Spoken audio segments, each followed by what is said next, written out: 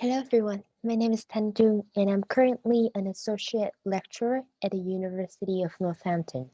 Before that, I obtained my Master of Education at also at University of Northampton. But before that, I did go to America to obtain my bachelor's degree. That's why you can see this map over here where I moved to America first and then later to England. As a Vietnamese national, I'm Vietnamese. I have plenty of experience teaching at both private and public schools in both Vietnam and America. And since graduating from the University of Northampton, I've been working with Dr. James Underwood, who is also my co-presenter for today, on previous projects on how to empower women leaders and also how to foster critical thinking in students. Here are some details about Dr. Underwood. Dr. Underwood is a principal lecturer at the University of Northampton. He is a great teacher and school leader for 19 years, and he obtained his doctorate from Cambridge University. So today, Dr. James Underwood and I will talk about how students in Vietnam cope with stress and gift to school, and how this is a sign of students speaking back to power. A little bit about the subject area. Giftedness is a debatable concept in education.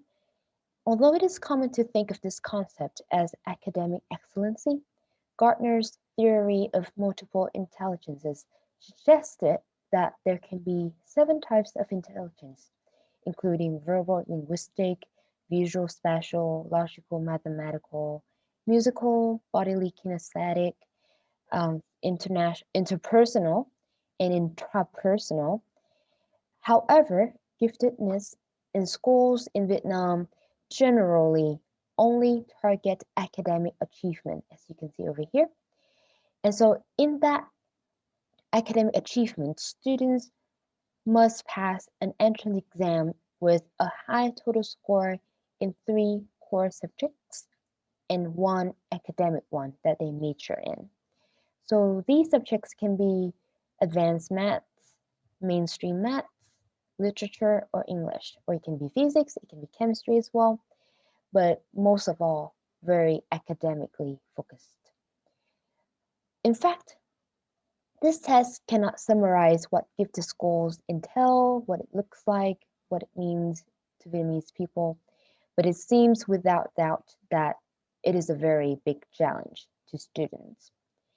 And according to research by Huang and other researchers in 2016, 74% of students, gifted ones, in Hanoi, the capital of Vietnam, were reported to be experiencing mild to medium stress.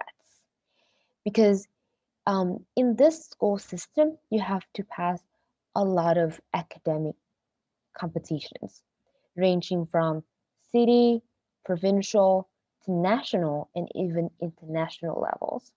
So that can pose huge pressure for these students. And once they're in gifted schools, they usually strive for perfectionism, meaning flawlessness, and they set for themselves excessively high standards for performance because all it matters in gifted schools is you have to get the highest rank possible and the highest grade possible in every area. A little bit about myself. As you know, I'm a Vietnamese, and actually, I also attended gifted school from 12 to 18 years old. So that gives me plenty of time to truly understand the challenges posed by the school system that students have to face on a regular basis. Another fact is that I am also raised in a Confucianist society in which a core piece is that teachers have more knowledge than students, and so students should always respect teachers and should never speak up their minds, especially when it's in opposition with the teacher's views.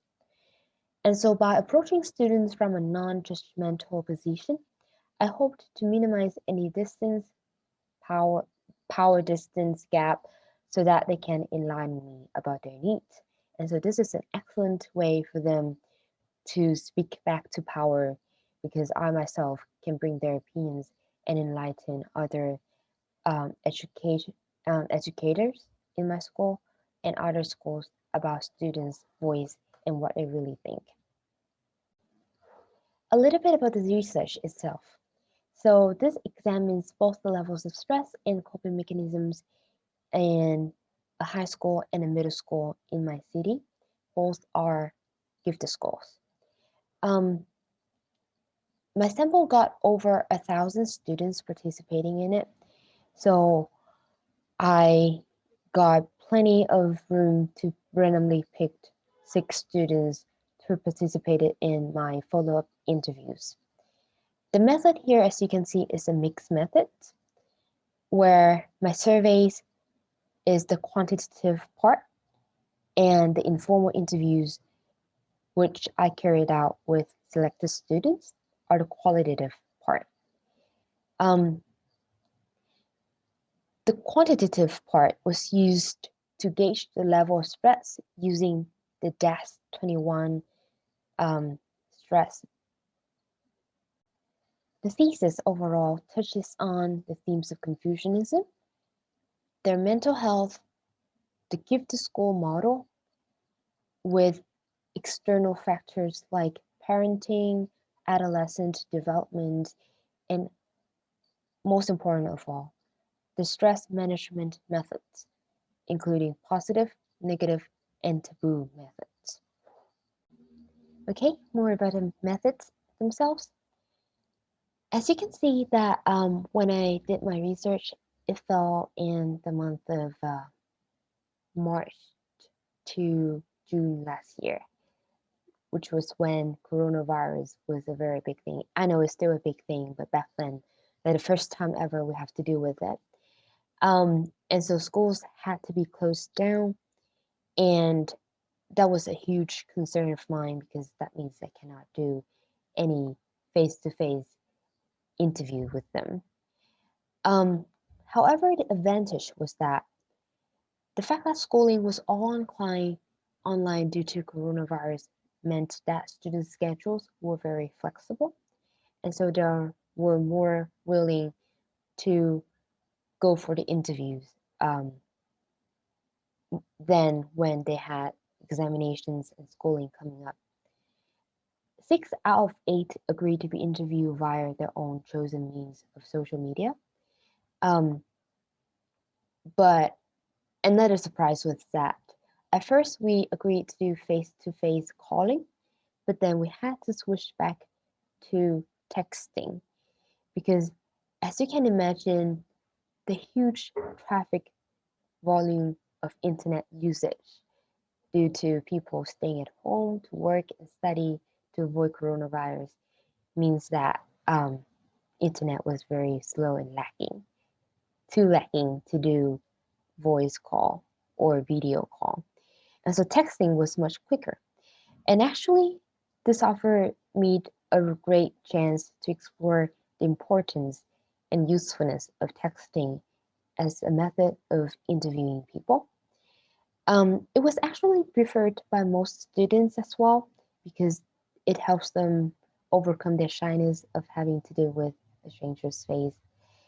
It becomes much more relaxing and comfortable for them because they can use a lot of emojis and icons to express their emotions as like during texting with friends or something. But yes, um, this is absolutely a much better option for them. Um, the fact that it informalized interviews also enhanced the truthfulness of sharings.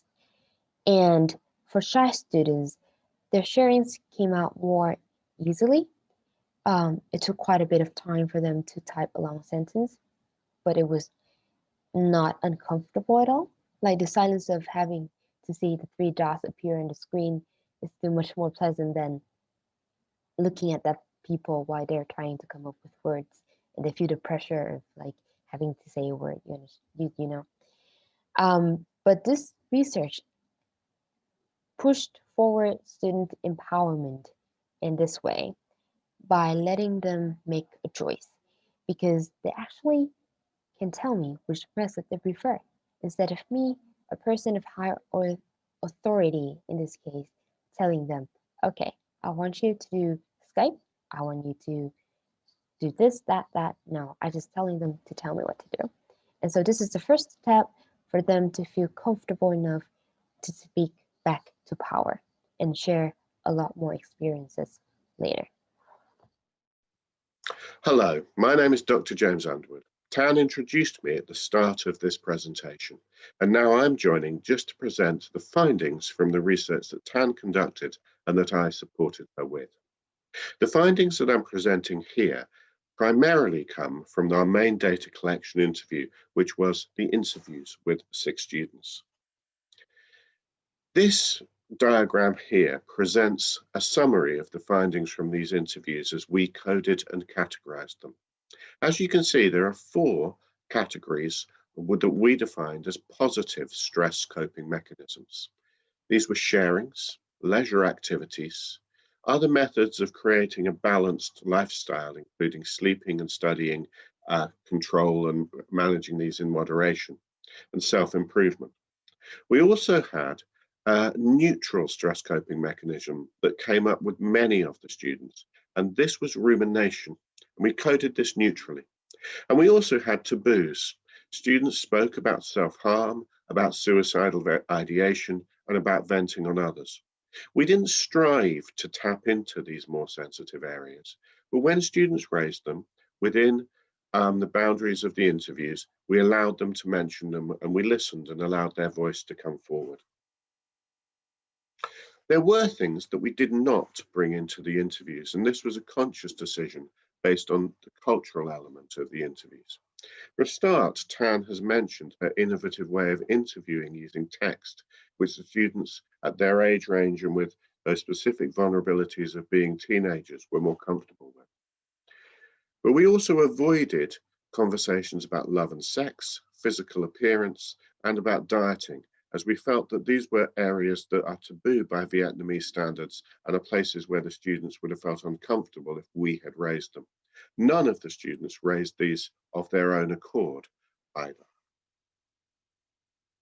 The quotations that I'm going to present in this final stage are not supposed to be strongly generalizable. This is a 6-interview study into a new area of research within Vietnam. So therefore, the quotes represent unconventional ideas, they represent unique perspectives, but also they represent patterns that emerged within the 6 students and that repeated in more than 2 or 3 interviews. As I present the quotes, I'm not going to try and read them in their entirety. I think that would be rather exhausting to listen to. But what I suggest is if you pause and read and think as you use this video and perhaps respond to the questions we will place at the end. So this quote, I'll make a couple of comments on these which you can play, but as I say, I suggest that you pause, addresses some of the complexities of family life, that family is both a pressure and also a source of support. Well, this quote addresses what for us was a very, very interesting area, which was the idea that online communities to many students can be their real communities, their richest communities, the communities that they interact most openly and honestly within. I think it's in a very interesting statement that she describes her only real friend as someone that she has never met face to face. And the last touches upon these taboo areas that we did not bring into the interviews, but the students did. And I think it's an interesting idea. We did this without any sense of judgment. These are controversial areas, but we also felt that if they were genuine coping strategies that the students perceived themselves to be used, we should approach them without judgment in the interview itself, without responding to them with any sense of negativity or positivity, but simply to listen to the students' voices. That's the end of our presentation. I hope it's been thought-provoking. I hope it's been engaging for you. It would be interesting in the responses to this presentation to understand your experiences of coping strategies of the students you've worked with and the cultural context in which they emerge from. Thank you very much from both myself and from Tan.